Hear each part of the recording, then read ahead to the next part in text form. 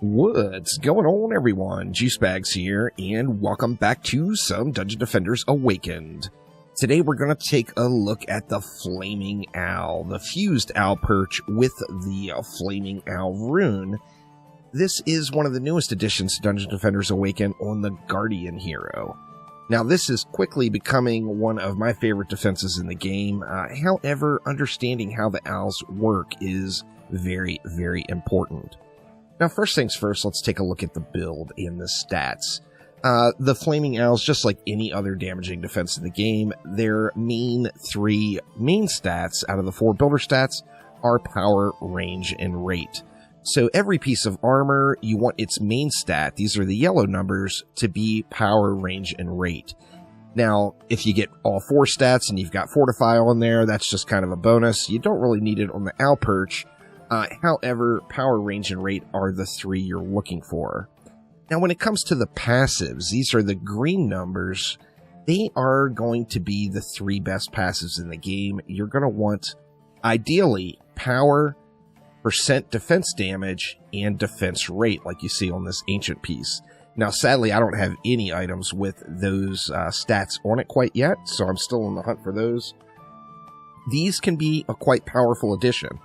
The number, in most cases through the game, the number 1 most powerful would be the percentage defense damage.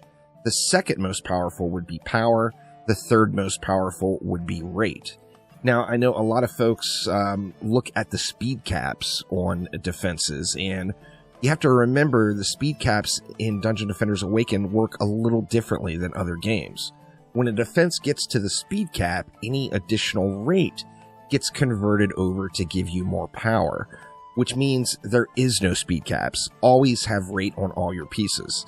Now, in most cases through the game, power is going to scale better than rate as far as scaling up past that. So power would be your most important stat, rate would be your second most important stat. However, never ever neglect rate. If you have a piece that doesn't have rate on it, then you're just straight up missing out on damage. Now, once you get your gear set and put together, you kind of have to understand how these work. These are not like the wisps or the bees from DD2. These are a line-of-sight tower, and how they work is the owl is going to leave the perch, and it's going to hit every defense that's in its range one time before returning to the perch. Now, we do have that Flaming Owl rune on here. Owl Perch applies a fire dot, dealing 100% tower damage every second for 5 seconds. This is actually not functioning quite properly. It's actually only doing 3 damage ticks. So, assuming maybe that will get fixed down the road, but even with just the 3 damage ticks, it's still a considerable benefit to using that rune. Now, when you're testing these things and looking at your stat allocation and how you would do it, always do it as you would in a map. Meaning you're going to have your stuff fully upgraded. Additionally, you're going to have it on a buff beam, fully upgraded as well. Obviously, if you're doing Wave 23 starts, you're not going to be able to get everything upgraded. But in most cases in the game, if you're playing through a longer survival run or an earlier start in mixed mode, you're going to have enough mana to get all your stuff jacked up.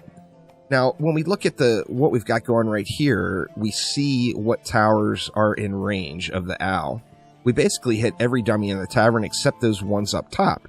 Now, the ones up top are clearly in range, however, they do not have line of sight. And remember, this is a line of sight based defense.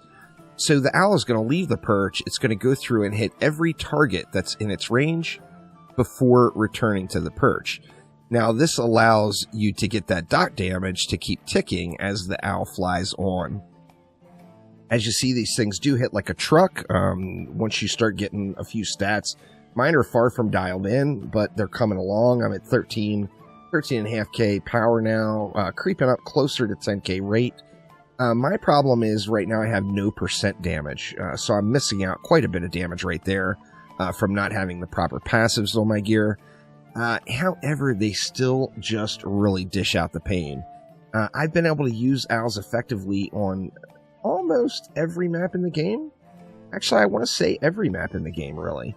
And on some maps, it even seems like it might be best in slot. Like the owls, for example, absolutely destroy the temple. They absolutely destroy the summit. Those particular maps, the owls do just amazingly well. And I really think everyone should consider adding these into their agenda. Besides all of that, when you top it all off, it's only 3 DU, y'all. So you can really stack the owls up. You get 3 owls in a lane with a buff beam. Well, you've only spent 12 DU, and you've got just mad damage flying around the map. Now, all of these dots do stack independently, so you're going to see multiple ticks from the dot, depending on how many owls hit the target, which means you just get a ton of continuous damage going down the lane. As far as tower targeting, generally speaking, I usually... Wrong hero. Let's go ahead and get on the correct hero. I am usually leaving these on air priority. However, depending on the map you're in, basically look at why you're losing if you're losing maps. If you're losing because you're playing the temple and a bunch of ogres came out and are making it to your core, then you might want to consider switching them over to strong. If you're losing due to like lichen or a sharkin or some other type of nightmare enemy, then you might want to consider sitting it on special. Now, generally speaking, for most defenses on most maps in the game, I just leave the targeting priority to air, and they seem to do really good. So air targeted priority seems to be one of the better choices, no doubt. However, make sure to adjust your target priorities based off of the experience you are having. Now, these owls, like I said, they're just absolutely beast. Being low cost like this, you're able to put a bunch of them down.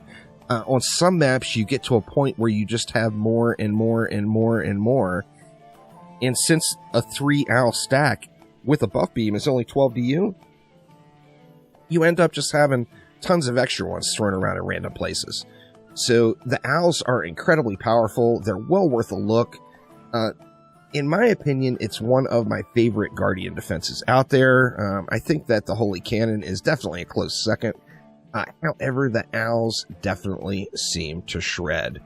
So hopefully you all are making Alfred Hitchcock proud and enjoying your owl experience, sending those birds flying in Dungeon Defenders Awaken.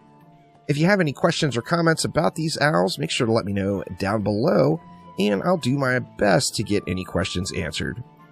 But that will do it for now. Thanks an absolute ton for watching, and I will see you next time around. Take it easy.